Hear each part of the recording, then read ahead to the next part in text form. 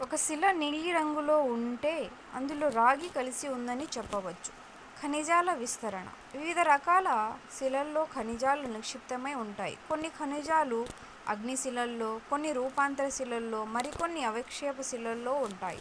సాధారణంగా లోహ ఖనిజాలు పెద్ద పీఠభూములలోనూ, ఏర్పరిచిన అగ్నిశిలలు రూపాంతర శిలల్లో ఉంటాయి.